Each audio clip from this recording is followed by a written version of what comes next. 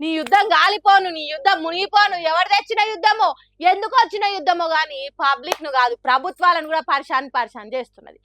కొన్ని దేశాలలో కరువు వచ్చినంత పని అవుతున్నదట.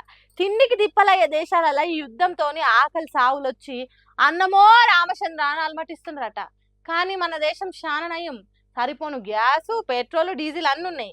అయినా సర్కార్ పబ్లిక్ కు తక్లీఫ్ కావద్దని యోగి మంచి పని చేస్తున్నది.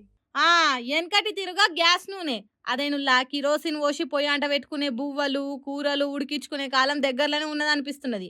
ఎందుకంటే సెంటర్ సర్కార్ పబ్లిక్ రేషన్ షాపులలో కిరోసిన్ పోస్తుందట. మరి ఎంత పోస్తారు, రేట్ ఎంత, ఎప్పటి నుంచి పోస్తారంటే ఇప్పటి వరకైతే కుటుంబానికి 1 లీటర్ చొప్పున ఆంధ్రప్రదేశ్ రాష్ట్రంలో పోస్తామని అక్కడి సర్కారు చెప్తున్నది. కడమ రాష్ట్రాలలో సెంటర్ ఆ రాష్ట్రానికి కిరోసిన్ ఇచ్చేదాన్ని బట్టి పబ్లిక్ కు సప్లై చేస్తారట. ఇంతకుముందు సెంటర్ సర్కారే ప్రతి ఇంటికి గ్యాస్ కలెక్షన్ ఉండాలి అని చిన్నగా కిరోసిన్ బంద్ పెట్టింది. ఆ గ్యాస్ నూనెతోని కార్బన్ కణాలు రిలీజ్ అయ్యి క్యాన్సర్ వచ్చే ఛాన్స్ ఎక్కువ ఉండేది. పొల్యూషన్ పొట్టు అయ్యేదని చిన్నగా తక్కువ చేసిండ్రు. కానీ ఇప్పుడు వంట చేసుకునే గ్యాస్ బండలకు ఏమైనా తక్లీఫ్ వస్తే ఎట్లా? ఇప్పటికే పబ్లిక్ ఏజెన్సీల ముంగట లైన్లు కడుతున్నారు. బుకింగ్లు చేసి వారం 10 రోజుల కమానము బండ కోసం ఎదురు చూస్తున్నారు. అందుకే అప్పటి వరకు పబ్లిక్ ఆగం కావద్దని ఈ పని చేస్తున్నారట. ఎట్లాగో కిరోసిన్ పోస్తున్నారు కదా అని డీజిల్ పెట్రోల్ అల్లా కలిపి కల్తీ చేయకుండా గట్టి యాక్షన్ తీసుకుంటారట. ఇదే సందని దొంగదందాలు చురు చేసేటోళ్ళు ఉంటారు కాబట్టి అక్కరున్నోళ్ళు మాత్రమే కిరోసిన్ తీసుకోండి, అవసరం ఉన్నంత మాత్రమే వాడుకోండి అన్నట్టు చెప్తున్నారు. ఇక ధర కాడికి వస్తే 15 రూపాయల నుంచి 40 రూపాయలు. ఇక కడమ రాష్ట్రాన్ని బట్టి రేటు మారుకుంటూ పోతుంది. కాబట్టి మనం రేషన్ షాప్ దాకా టిన్నో బాటిలో పట్టుకొని పోతే వాళ్ళు చెప్పేదాకా తెలియదు ధర ఎంతో అనేది. మరి ఎప్పటి నుంచి పోస్తారంటే ఏప్రిల్ నెలలో కిరోసిన్ మీ ఇంటికి వచ్చుడు పక్కా అంటారు. సరే ఎట్లయితే ఏంది కానీ మళ్ళా గుడిసెల గుడ్డి దీపం వెలిగించుకొని ఎనగర్ర దిక్కు చూసే కాలం వస్తుందా ఏంది అని భయం కలుగుతున్నది అట పబ్లిక్. ఏం జరుగుతుందో ఏమో పోన్రి. వెండి, బంగారము, గ్యాసు, ఆయిల్ ఇంకేదైనా తవ్వితే ఇంకింత ఎక్కువ దొరుకుతాయి కావచ్చు, కానీ భూమి మాత్రం ఎల్లకాలం ఎంత ఉన్నదో అంతే ఉంటది.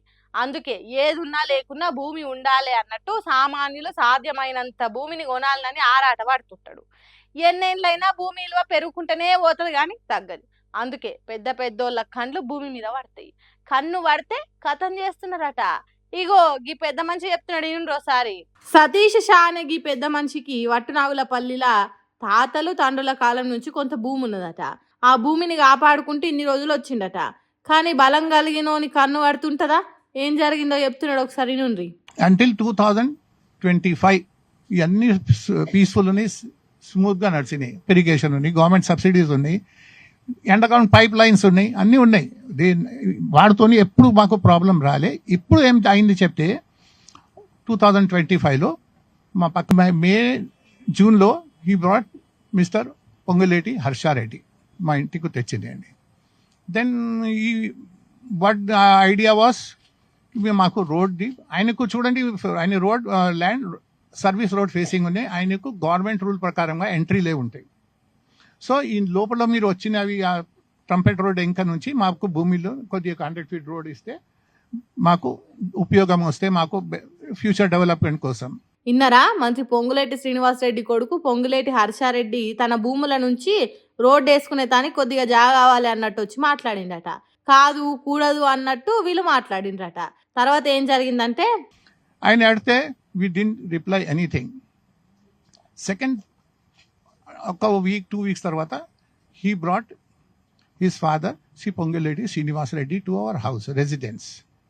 courtesy call or whatever you say, it was introduction clause, but మాకు later on తెలిసిన intimating ఉండే ఈ call intimidating. Later on it was a fear సైకోసిస్ మా మీద.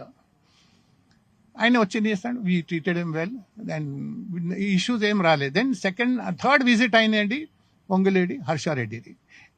ఆయన ఈ కంపెనీ ఉన్నాయి ముందు రాఘవ కన్స్ట్రక్షన్, ఇప్పుడు నియోపోలిస్లోనే నియో జేన్ బిల్డర్స్.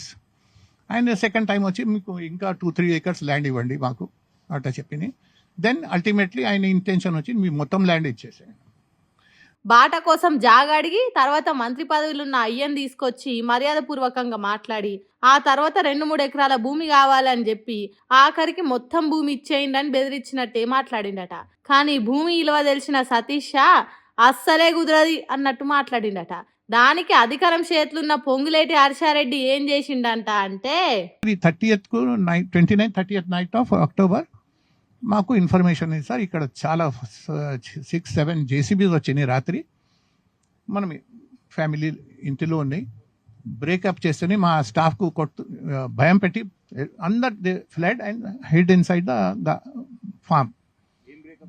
ఈ మొత్తం కూడా మీరు చూస్తున్నాయి కూడా ఇంకా సైడ్లో అబౌట్ స్టార్టింగ్ ఫ్రమ్ 169 to 246 పక్కనే ఆయన భూమి మా చుట్టూ మొత్తం ల్యాండ్కు జేసీబీతోని గుల్లగొట్టినాయి.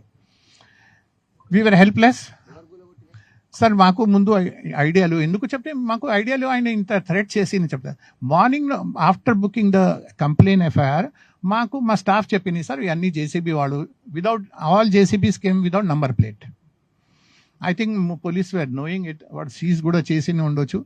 అండ్ దెన్ మా స్టాఫ్ చెప్పింది సార్, ఆడు చెప్పింది రాఘవ కన్స్ట్రక్షన్. అదేదో సినిమాలా గిచ్చితే గిల్లించుకోవాలి అన్నట్టు భూమి అడిగి తీయాలి, లేకుంటే జేసీబీలు వచ్చి గోడలు కూలగొడతాయి, విధ్వంసం చేస్తాయి అన్నట్టు చేసిండ్రట. సర్కార్ ఆఫీసర్లు చేతులున్నారు, చెప్పినట్టు వింటారని వచ్చిండ్రా అని సర్వేలు చేయించుడు, దానికి సతీష్ షా కోర్టుకు పోయి వాటిని క్యాన్సిల్ చేయించుడు, తప్పుడు పనులు చేసిన ఆఫీసర్లను సస్పెండ్ చేసుడు కూడా జరిగిందట. ఇట్లా అయితే ఇంటలేడని జేసీబీలు తీసుకొచ్చి అంతా కూలగొట్టి ఆగం చేసిండ్రట. రాఘవ కన్స్ట్రక్షన్స్ అనే కంపెనీ కోసం ఇదంతా చేస్తున్నారట. ఇక చెప్పుండ్రి, దునియాల న్యాయం ఏడున్నది, ధర్మం ఎక్కడున్నది, చట్టం ఎవల కోసం పనిచేస్తున్నది, దుడ్డున్నోందే బర్రె అన్నట్టు అధికారం ఎవల చేతులుంటే వాళ్ళు భూమి అడిగి తీయాలి, లేకుంటే గోడలు కూలగొడతారు. కన్ను పడితే చాలు కబ్జాలు చేయకుంటే ఇడిసబెట్టరు. బలం ఉన్నోందే ఇష్టారాజ్యం అన్నట్టు చేస్తారు. వాళ్ళకు భయం లేదు, భక్తి లేదు, కోర్టులంటే లెక్కలేదు, గుండాల రాజ్యం నడిపిస్తాం, గుత్పలతోని దాడులు చేస్తామన్నట్టు చేస్తుండ్రట. గింత మంచిగా నడుస్తున్నది కాంగ్రెస్ పార్టీ వాళ్ళు చెప్తున్నా ప్రజాపాలన. పెద్ద పెద్దోళ్ళ భూములే కాజేస్తుంటే ఇక సామాన్యుల పరిస్థితి ఇంకెట్లుండాలి. అందుకే గుంటెడు భూమి ఉన్నోళ్ళు కూడా పొంగులేటి హర్షారెడ్డి కన్ను పడితే ఏమైపోతామో అన్నట్టు భయంగా బతికేటట్టు చేస్తున్నాడని మాట్లాడుకుంటారట పబ్లిక్. అయ్యా రేవంత్ రెడ్డి సారు, మీ ఏలువాడలో ఎటువంటి ఉద్దరకం పనులు చేస్తున్నారో మీకు తెలుస్తలేదా? తెలిసినా మా వాళ్ళే కదా అన్నట్టు ఇడ్సబెడుతున్నావా? ఇట్లయితే 10 ఏళ్ళు అధికారంలో ఉండడేమో గానీ ఇప్పుడు మిగిలిన 2.5 ఏళ్ళు సీఎంగా ఉండడు కూడా కష్టమవుతుంది. జర చూసుకోండి సార్ అంటుర్రు కాంగ్రెస్ పార్టీ కార్యకర్తలు.